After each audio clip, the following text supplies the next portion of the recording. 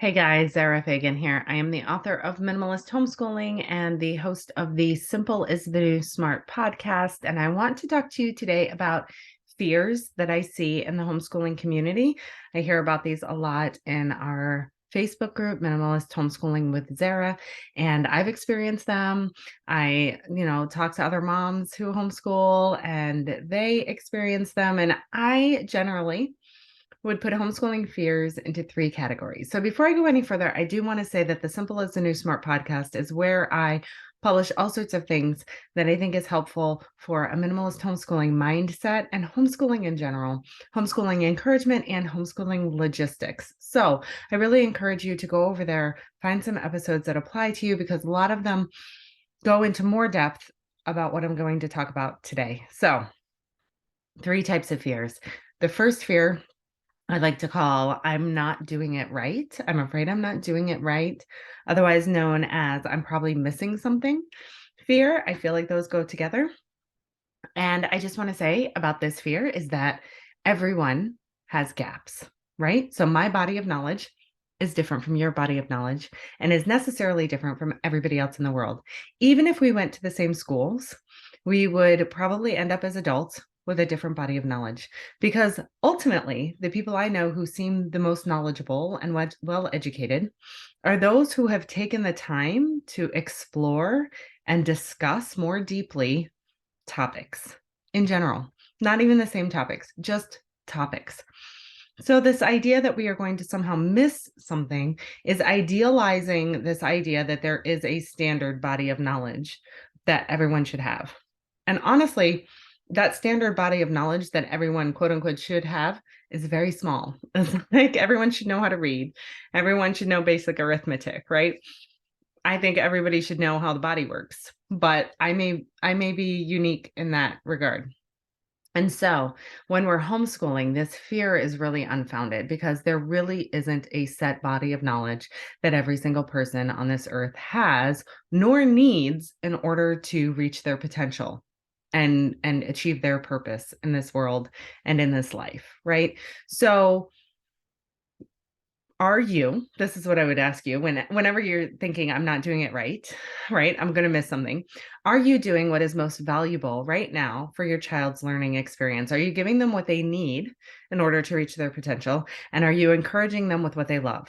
Because that is where they are going to make their mark in the world, is through their strengths and their passions. So, as long as we are constantly intentional about giving our children what they need and what they love, then we are doing it right and we are not missing anything important, right? That's the key word here. We don't want to miss anything important because we necessarily will miss things. There will always be things that we could do, can do, should do, would do. We can't do it all. So really, we just don't want to miss the important things. And so let's stay focused on what our children actually need and then what they love, right? So okay.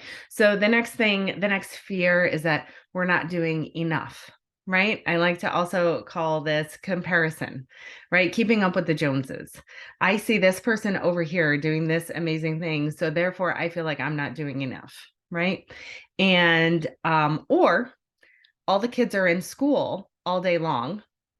I'm over here scrapping stuff together for a couple of hours and my kids are off doing whatever they want for the rest of the day. So how could we possibly be doing enough? Right? So we're comparing our kids to school children. We're comparing our kids to what we see, our homeschools to what we see on Instagram, right? So this is the comparison. I'm not doing enough.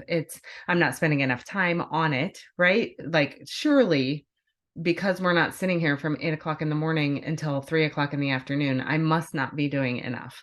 So for this, I like to say that if you're worried that your homeschool doesn't look like anybody else's, or your homeschool doesn't look like the traditional school setup, I'd like to remind you that that is the whole point of homeschooling. Our goal is not to recreate school. We want to give our children something better, more impactful, more meaningful. Right? We know our children are different from every other child. We know that we ourselves as parent teachers are different from every other parent teacher. We have different strengths, different things are of value to us, right? And on and on and on and on. So the comparison game, number one, is just unhealthy in general through all aspects of life. So this idea that I don't compare, so therefore I'm not doing enough because it doesn't look the same as somebody else, is just unhealthy. So we're going to try to avoid that in general. And second of all, it's idealized, right? Because people start to think that what's going on in the schools is some magnificent, great thing, that in those hours from 8 a.m. to 3 p.m., all this education is being imparted on these children. And until you actually spend some time looking at the work that is getting done in a day in the school, your comparison isn't even valid. You're comparing to some idealized version of what's going on in other people's homeschools or some idealized version of what's going on in the school system, right? So this idea of I'm not doing enough, especially when it comes to time, the kids in school spend so much time on transitions. They spend so much time sitting and waiting for others to be done, that the amount of work that is getting done is most likely comparable, if not inferior, to the amount of work that can get done in a much shorter period of time homeschooling. So don't even start comparing because you can't. It's a very, very different, it's apples and oranges, right, guys? Plus, we are often comparing to an idealized version of what everyone else is doing, which, again, unhealthy. Don't do that to yourself. So go back to question number one. Are you doing what's important for your child's education right now? If so, you're doing enough. Does it need to last all day? No. You have a finite amount of patience. They have a finite amount of attention, and there is a finite amount of time in the day, which brings me to my next point, which is I'm not giving my child enough attention. We have too many distractions. There's this fear, right? We have a new baby. I got diagnosed with a chronic illness. We had a tragedy in the family. I am constantly doing housework, or we have a restrictive diet, so I have to cook big meals. And all of this takes away from the time I have to homeschool, so I'm not giving my children enough time. So, in addition to what I've already said about this concept of doing enough, I also want to tell you that the teacher to student ratio at homeschools cannot be beat, and it is unmatched in any traditional school setting. So, if you have 20 minutes to sit down next to your child and talk to them about what they're learning to help them when they're struggling to learn something, I can nearly guarantee that is 20 more minutes than they would get of one-on-one interaction in a traditional setting. Kids do not get one-on-one attention typically in a school setting every day, right? Much less 20 minutes of it, right? Every day.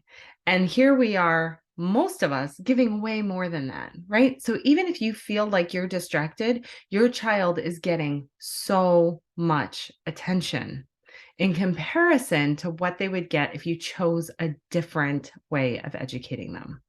Right. So again, we're somehow idealizing what we think our homeschools should look like, right? That we should be sitting next to them for 8 hours and going over everything with them and spoon feeding them all of their education. And that's not realistic. And so again, this fear is coming from false expectations, right? And so much of our disappointment in life, so much of our self-doubt comes from just false expectations and idealizing things and not being realistic. So I'm here to tell you that, it's time to have an honest conversation with your homeschooling mom friends about how their homeschools actually look and to do a reality check on these self-doubt that you're having.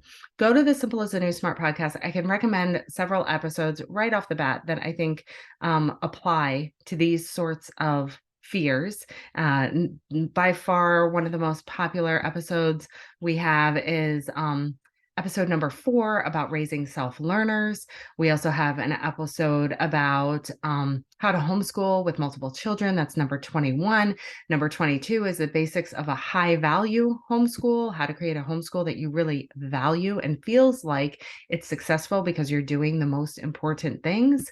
And then to go on from there, we have, number 43 is all about how to be awesome in your homeschool instead of trying to be it all. We have ways to simplify, and especially number 38 is how to homeschool confidently, why you deserve to homeschool confidently, why I'm confident in you as a homeschooler. And finally, number 30, everything about making the most of different seasons in your homeschool, right? So just go pick some episodes that sound like that's what you really most need right now. Drop me a comment if you have other fears that I didn't discuss here. Let's start that conversation. And until then, I am wishing you all the simple things. Have a great one. Bye now.